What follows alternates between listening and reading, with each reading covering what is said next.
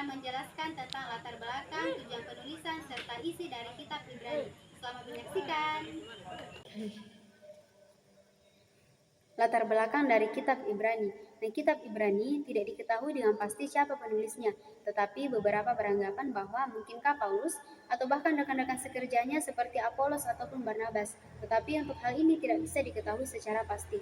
Di dalam pasal 2, kita menemukan bahwa si penulis memiliki hubungan yang erat dan langsung dengan para murid yang bersama-sama dengan Yesus. Sebab itulah penulisan atau isi surat ini didasarkan pada pengajaran para rasul.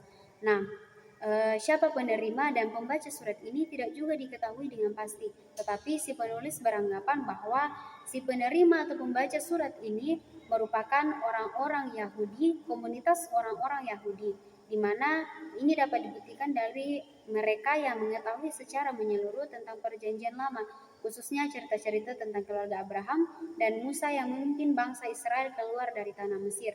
Nah, di dalam pasal yang ke-10, kita dapat menemukan petunjuk bahwa komunitas gereja ini sedang mengalami penganiayaan atau bahkan ancaman penjara akibat hubungan mereka dengan Yesus. Nah, sebab itu beberapa komunitas ini meninggalkan iman kepercayaan mereka kepada Kristus. Jadi surat ini ditulis dengan tujuan untuk menguatkan mereka dan mengembalikan iman kepercayaan mereka kepada Kristus.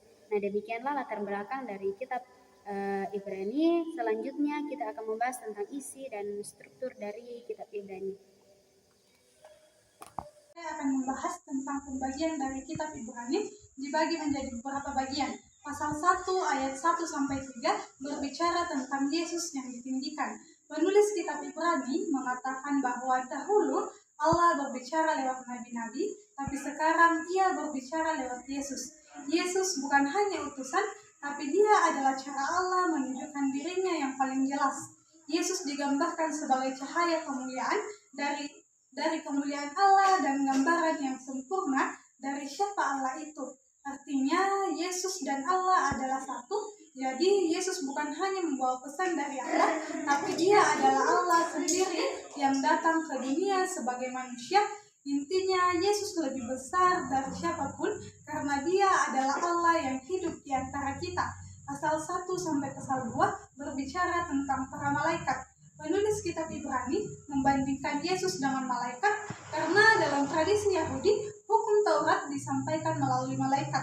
Jadi saat penulis mengatakan Yesus lebih tinggi daripada malaikat, itu berarti pesan Yesus dan kabar baik jauh lebih penting daripada Taurat. Karena itu, jika orang dahulu harus taat pada Taurat, apalagi kita sekarang harus lebih sering mendengarkan Yesus. Yesus punya kedudukan tinggi lebih daripada malaikat, tapi Ia rela turun menjadi manusia, menderita dan mati. Dari situ kita melihat Allah yang penuh kemuliaan, tapi juga rendah hati. Intinya Yesus lebih besar daripada malaikat dan pesannya jauh lebih penting untuk kita dengarkan. Selanjutnya pasal 3 sampai 4 berbicara tentang Musa dan tanah perjanjian. Penulis mengatakan bahwa Yesus lebih besar daripada Musa. Musa memimpin bangsa Israel di padang gurun dan membangun kemah suci. Tapi Yesus memimpin umat Allah dan membangun seluruh ciptaan. Penulis mengaitkan bagaimana orang Israel dulu memberontak dan karena itu gagal masuk ke tanah perjanjian. Lalu muncul peringatan tentang kalau Yesus lebih besar dari Musa, maka lebih berbahaya lagi kalau kita menolak Dia. Kita juga sedang dalam perjalanan menuju tempat perhentian Allah, yaitu ciptaan baru. Jadi kita harus percaya dan taat kepada Yesus supaya kita tidak kehilangan karunia Allah. Intinya kita tidak boleh memberontak seperti Israel di padang gurun agar kita bisa masuk ke perhentian yang Allah janjikan. Saya akan menjelaskan pasal 5 sampai pasal 7, di mana imam-imam dan Melkisedek. Penulis selalu membandingkan Yesus dengan iman Israel yang berasal dari garis keturunan Harun. Tugas mereka adalah untuk mewakili bangsa Israel di hadapan Allah dan mempersembahkan korban sembilan sebagai penebus semua dosa orang Israel. Namun penulis menunjukkan bahwa para imam sendiri juga adalah orang-orang yang cacat moral, sehingga mereka pun harus mempersembahkan korban sembilan untuk dosa mereka sendiri dan orang lain juga. sesuatu yang lebih dibutuhkan saat ini. Kemudian penulis menunjukkan bahwa Yesuslah sesuatu yang lebih dahulu, dialah imam yang terakhir. Namun, Yesus tidak berasal dari garis keturunan Harun, melainkan Yesus adalah imam menurut peraturan Melkisedek.